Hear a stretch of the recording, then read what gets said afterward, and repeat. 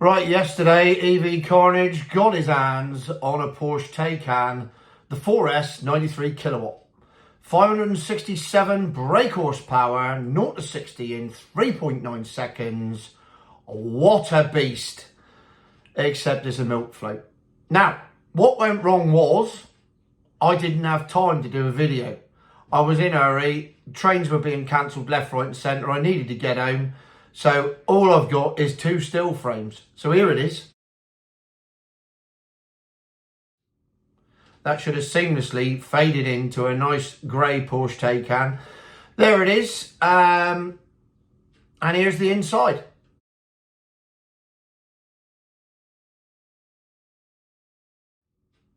Quite nice inside. I quite like the sat nav. Had a lovely telly picture on it. Completely inaccurate, took me to the wrong place, but nevertheless it looked pretty and it felt pretty inside. But on the outside, it don't look like a Porsche. I mean, some people have said it looks like a Mondeo. I mean, it does look like your average saloon, except it's not your average saloon. It really is an animal of a car. And it does really go. But there are some issues with it. Not surprisingly, the main one is range. I picked it up with 153 miles of range on it. Now, I'll put it in sport mode. I only had 14 miles to go. I had to make the most of it. So I put it in sport mode. I went down the motorway and I did try it out to make sure that the performance was what it said on the tin. Let's put it that way. And it is. But as fast as you can make that thing go, the range drops.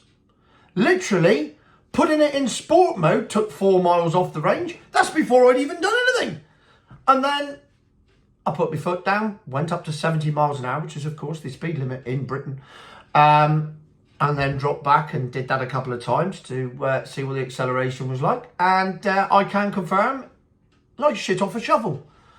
But also, the other thing that was falling like shit off a shovel was the range, as it dropped from 150 to 130 in 2 miles. By the time I got there, I'd done 14 miles, but I'd used 40 miles of range. Now, I know that you say, oh, well, if you'd driven at a steady 55 miles an hour all the way down the motorway, you would have got a lot more range. You don't buy a bloody Porsche Taycan to do that, do you? Not one with 567 horsepower. The whole point of it is to have fun in it. That is meant to be an executive toy. This one in the spec that I had it in was 90 grand. 90 for a milk float.